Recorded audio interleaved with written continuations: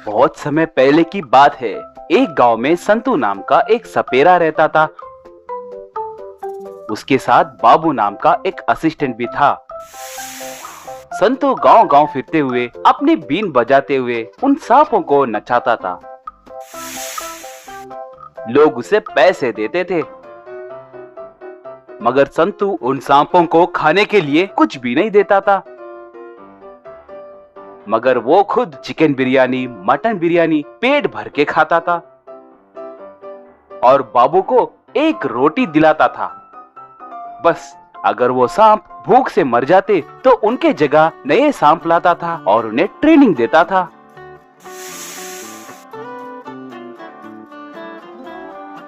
एक दिन संतू सांप को नचाकर आए हुए पैसे उठाने लगा।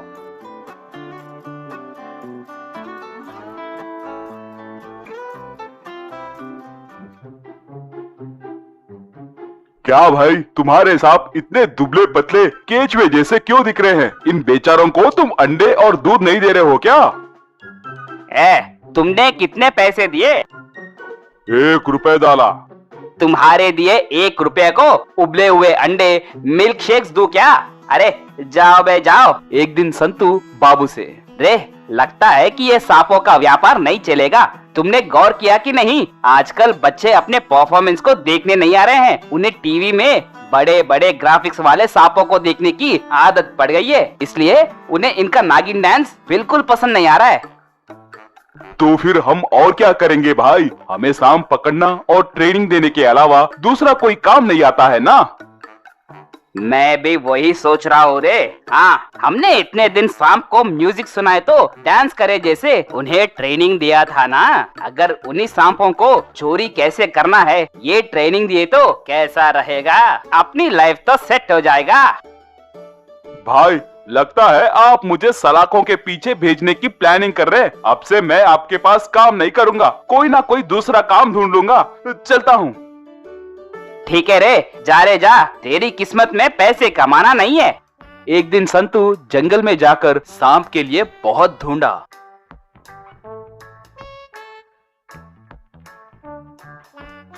आखिर में एक बड़े सांप को पकड़ा।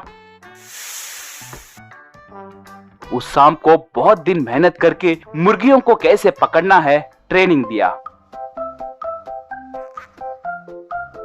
उस गांव में चेतन नाम का एक मुर्गियां बेचने वाला आदमी रहता था। चेतन पड़ोस गांव के मुर्गियों के फार्म में से मुर्गियां खरीदकर अपने ट्रॉली ऑटो में गांव लाता था। ऑटो को अपने शॉप के पास रोकता था। एक दिन संतू ने ये सब गौर किया। अगर गांव के लोगों के घरों में से मुर्गियां चुराए तो बहुत बड़ा लफड़ा हो जाएगा। अगर इसके पास से चुराए तो मैं सेफ रहूंगा, सोचा। चेतन जिस रास्ते से जाता था उस रास्ते पे एक बड़ा पेड़ हुआ करता था। एक दिन संतू उस बड़े से सांप को उस पेड़ के ऊपर रखा। संतू सीधे जाकर पेड़ के पीछे छुप गया। इतने में चेतन ट्रॉली ऑटो में मुर्गियों के लोड के साथ उस पेड़ के नीचे से गुजरने लगा।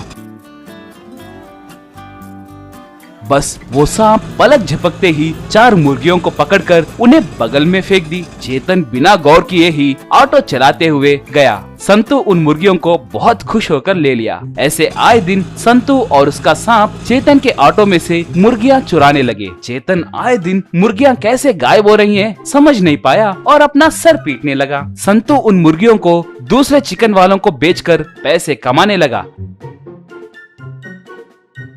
ऐसे संतू उस बड़े से सांप को लोगों के सामने नचाने लगा। लोग उसे बहुत पैसे डालने लगे। संतू बहुत पैसे कमाने लगा, मगर दूसरी तरफ वो सांप अपना भूख बर्दाश्त नहीं कर पाया और रात के समय लोगों के घरों में घुसकर मुर्गियां खाने लगा।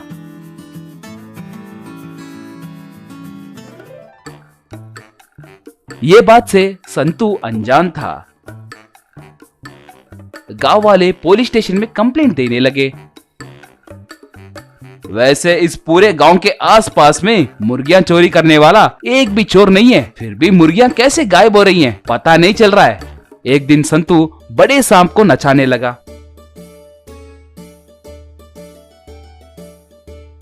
इतने में चेतन ऑटो में मुर्गियों के लोड के साथ वहां पर आया। ऑटो रोककर सांप के खेल को देखने लगा। तभी वो सांप उस मुर्गियों के आटो को देखा। उसे आदत पड़ने की वजह से वो तुरंत उस आटो के पास गया, उसमें से एक मुर्गी को पकड़ा और उसे लाकर संतू के सामने रख दिया। संतू घबराने लगा। सबको बात समझ आ गई।